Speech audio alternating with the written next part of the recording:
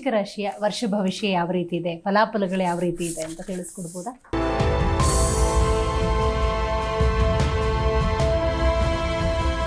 ವೃಶ್ಚಿಕ ರಾಶಿ ಅಂತ ಹೇಳಿದ್ರೆ ಓವರಾಲ್ ಆಗಿ ಹೇಳ್ಬೇಕಂದ್ರೆ ಸ್ವಲ್ಪ ಮಿಶ್ರ ಫಲದಾಯಕ ಆಗ್ತದೆ.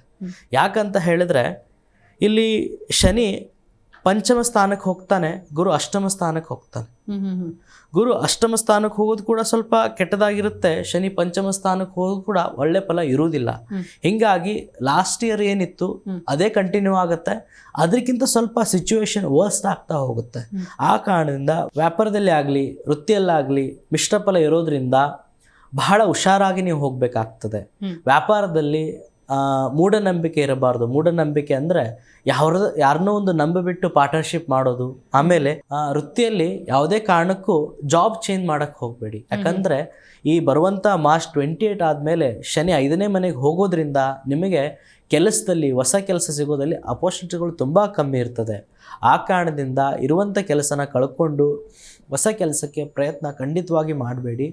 ಈ ಕೆಲಸ ಮಾಡೋದ್ರಿಂದ 6 ತಿಂಗಳು 7 ತಿಂಗಳು 1 ವರ್ಷದ ಕಾಲ ನೀವು ಮನೆಯಲ್ಲೇ ಖಾಲಿ ಕೂತ್ಕೊಳ್ಳುವಂಥ ಸಂದರ್ಭ ಬರುವಂಥ ಚಾನ್ಸಸ್ ಹೈ ಇರ್ತದೆ ವೃಶ್ಚಿಕ ರಾಶಿಯವರಿಗೆ.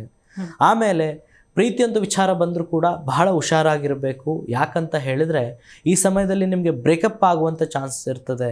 ನಿಮ್ಮ ಒಂದು ರಿಲೇಷನ್ಶಿಪ್ ಆಮೇಲೆ ಕೌಟುಂಬಿಕ ಆಮೇಲೆ ದಾಂಪತ್ಯ ಜೀವನ ಅಂತ ಬಂದಾಗ ನೀವು ಬಹಳ ಹುಷಾರಾಗಿರಬೇಕು.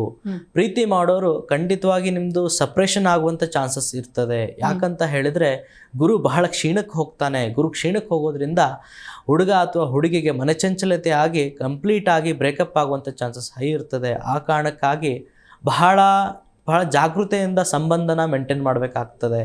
ಆಮೇಲೆ ಇನ್ನೊಂದು ಏನಪ್ಪ ಅಂತಂದರೆ ಯಾವುದೇ ಒಂದು ಜಗಳಗಳಾದರೆ ಬಹಳ ನೀವು ಕೇರ್ಫುಲ್ಲಾಗಿ ಅದನ್ನು ಅಟೆನ್ಷನ್ ಕೊಟ್ಬಿಟ್ಟು ಸರಿ ಮಾಡ್ಕೊಳ್ಳಿ. ಆಮೇಲೆ ದಾಂಪತ್ಯ ಜೀವನದಲ್ಲಿ 3ನೇ ವ್ಯಕ್ತಿಯ ಮಾತನ್ನು ಖಂಡಿತವಾಗಿ ಕೇಳಲಿಕ್ಕೆ ಹೋಗಬೇಡಿ. ಕೇಳಿದರೆ ಖಂಡಿತವಾಗಿ ಸಮಸ್ಯೆನ ನೀವು ಅನುಭವಿಸ್ತೀರ.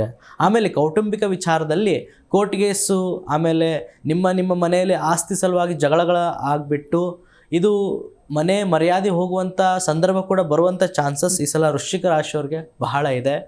ಆಗಿರೋ ಕಾರಣದಿಂದ ವೃಶ್ಚಿಕ ರಾಶಿಯವರು ಬಹಳ ಜಾಗೃತೆಯಿಂದ ಈ ವರ್ಷ ಕಳಿಬೇಕಾಗ್ತದೆ. ಆರೋಗ್ಯದ ವಿಚಾರವಾಗಲಿ ಆಮೇಲೆ ಎಜುಕೇಷನ್ ಒಂದು ವಿಚಾರದಲ್ಲಾಗಲಿ ಆರ್ಥಿಕ ವಿಚಾರದಲ್ಲಾಗಲಿ ಧನಸಂಪತ್ತಿನ ಒಂದು ವಿಚಾರದಲ್ಲಿ ವೃಶ್ಚಿಕ ರಾಶಿಯವರು ಬಹಳ ಕೇರ್ಫುಲ್ಲಾಗಿರಬೇಕು. ಪರಿಹಾರಕ್ಕಾಗಿ ಶನಿ ಶಾಂತಿನ ಮಾಡೋದು ಒಳ್ಳೆಯದು. ಆಮೇಲೆ ಪ್ರತಿ ಶನಿವಾರ ಆಂಜನೇಯನಿಗೆ ಹನುಮಾನ್ ಚಾಲಿಸ ಪಠನೆ ಮಾಡೋದು ನಿಮಗೆ ಬಹಳ ಲಾಭನ ತರ್ತದೆ. ಈ ವರ್ಷ ಯಾವುದೇ ರಿಸ್ಕ್ಗಳನ್ನು ತೊಗೊಳಕ್ಕೆ ಹೋಗಬೇಡಿ. ಆಮೇಲೆ ಹೊಸ ಪಾರ್ಟ್ನರ್ಶಿಪ್ಗಳನ್ನು ಮಾಡಬೇಡಿ. ಬ್ರಾಂಚ್ ಎಕ್ಸ್ಪಾಂಡ್ ಮಾಡೋದು ಮಾಡಬೇಡಿ. ಸಾಲನ ತೊಗೊಳ್ಬೇಡಿ. ವೃಶ್ಚಿಕ ರಾಶಿಯವರು ಲಾಸ್ಟ್ ವರ್ಷ ಎಷ್ಟು ಕೇರ್ಫುಲ್ಲಾಗಿ ಕಳೆದಿದ್ದೀರಾ ಅದಕ್ಕಿಂತ ಒಂದು ಸ್ಟೆಪ್ ಜಾಸ್ತಿ ನೀವು ಕೇರ್ಫುಲ್ ಆಗಿರೋದು ಒಳ್ಳೆಯದು ಅಂತ ಹೇಳಿ ವೃಶ್ಚಿಕ ರಾಶಿಯವರು ತಿಳ್ಕೊಳ್ಬಹುದು.